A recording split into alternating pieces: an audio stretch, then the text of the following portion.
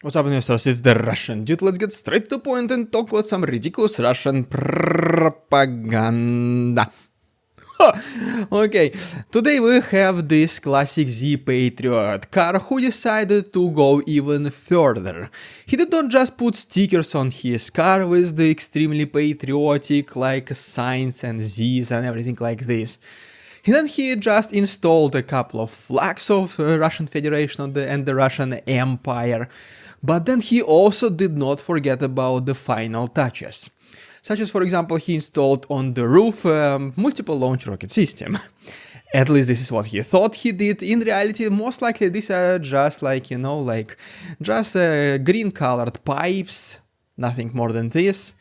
I mean, most likely his apartment or a house or dacha is about to fall apart, so he just bought them to repair it, and well, in the meantime he was like, well, I'm gonna look like the biggest threat to NATO to ever exist. And while the Z-Patriots, they waste their time decorating their cars with carton howitzers, the West actually did a breakthrough announcement, because a lot of Western countries, including America, they finally green-lighted Ukraine to strike the territory of Russia with their own weapons. So let's talk about this right now briefly, then I'm gonna give you an update from the front lines. We're gonna talk about Moscow being on fire and one of Putin's bunkers being discovered and already destroyed. So yeah, speaking about Ukraine being allowed to attack Russian territory, it all started, to be honest, long time ago. One of the very first statements, for example, came to us from February of this year, whenever the Secretary General of NATO, Jens Stoltenberg, he said that as soon as Ukraine does receive F-16s, it will be able to intercept targets, obviously the ones which will be sent by Russians, including if these ones will be on the territory of Russia itself. Besides this, military targets also on the territory of Russia can be legitimate targets for Ukrainians. And then several different countries which were pledging these F-16s to Ukraine, slowly but surely they also started to greenlight Ukraine to do just that. One of the most recent ones was the country of Denmark. And for example, right here you can see the statistics, which countries specifically sent F-16s to Ukraine and how many of them, which basically allows you to see that Ukraine is about to receive at least 95 of these fighter jets out of 120 requested.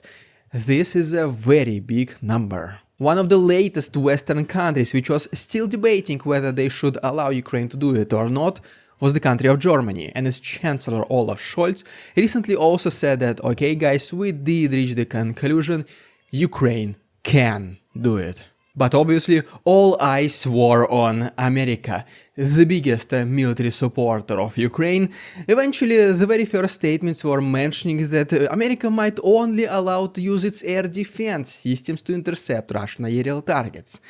Then there was some even talks that there are some secretive talks, secretive agreements between the president of Biden administration and the Ukrainian administration that yes, maybe you can use the weapons on the territory of Russia, and then we'll just come up with some kind of explanations.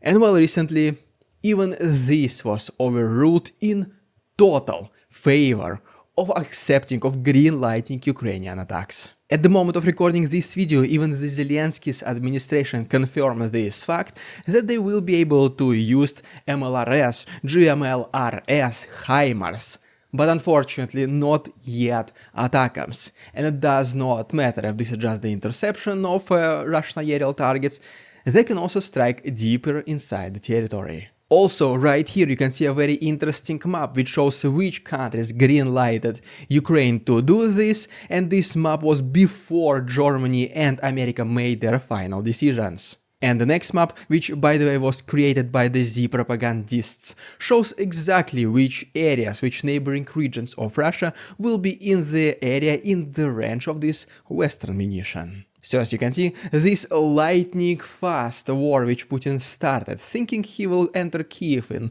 less than a week, turned out to be very opposite of his own expectations. And now, as promised, let me give you a very brief update from Ukrainian front lines and one of Putin's bunkers being discovered and destroyed. But first, I just realized something. 42.8% of you guys watching still not subscribed. Massive improvement from 50% or even more, but guys, still we can do much better than this. I know you can. So if you want, follow along, take a mouse in your hand or just hover your finger over the subscribe button, and 3, 2, 1, let's subscribe all together. Yes, this as always includes you, John, Chad, Mike, Jake, Logan, and of course you. How can I forget about you, Wayne? And also don't forget about my second channel when I talk about the stock market news, which is the Russian Dude Investing, and I do publish videos also on Monday on that channel, so if you miss me on Monday, the video will be right there. The link to my second channel is down below. Okay, so before we can actually go to Ukrainian front lines, one quick stop in the capital of Russia, Moscow. Because last couple of days local residents were reporting some extremely loud noises from one of the machine building factories called Toros, located inside literally the capital.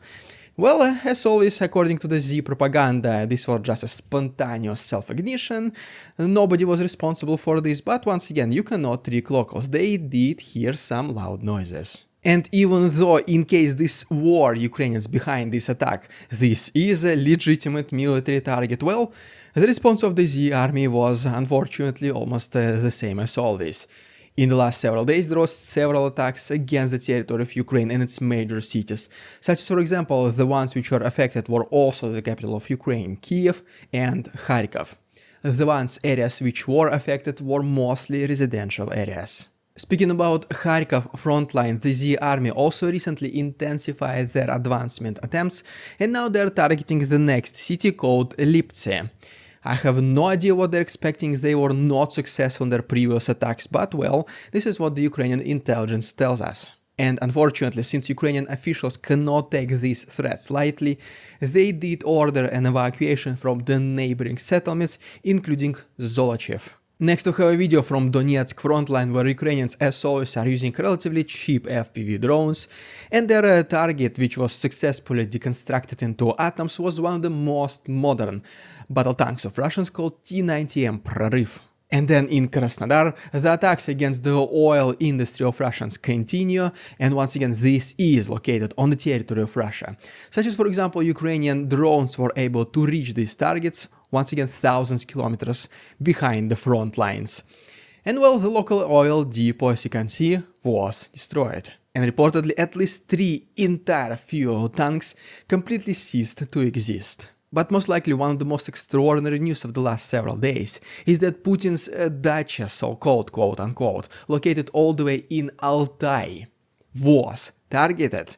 I mean, this building simply could not spontaneously self-ignite, it just simply does not make sense, so most likely there was some Ukrainian trail behind it. And what is most interesting about this particular dacha is that underground there was one of the biggest secret bunkers of Putin. So as you can see, even if there were Ukrainians behind this attack, they were able to discover the location of this bunker and successfully destroy it, because let's be honest, looking at the consequences, I do not think that the bunker was left completely untouched.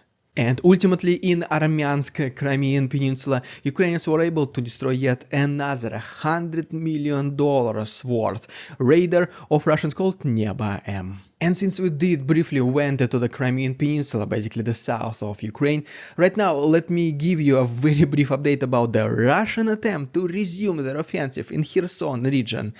And it took them less than 24 hours to completely fail, not just fail, but fail miserably. This is an extra chapter for my Patreon members, so guys, if you want to continue watching, it is weekend, so I mean, why not see an extended version of the Russian Dude episode, right? So if you want to continue watching, and also there are hundreds of uncensored photos and videos, please go ahead and check my Patreon, the link is down below. Don't forget about 1 week of completely free access, so you can see if you like the series or not. Once again, the link to my Patreon is down below. But well, there you have it guys, as always, thank you so much for watching, please don't forget to subscribe to my channel, let's get under 40% of you guys not being subscribed. Don't forget about my second channel, The Russian Dude Investing, all the other useful links are down below, my PayPal, Patreon, Instagram, and of course merch, hoodies, cases, pants, t-shirts, everything is down below. Thanks so much for watching, see you on Tuesday.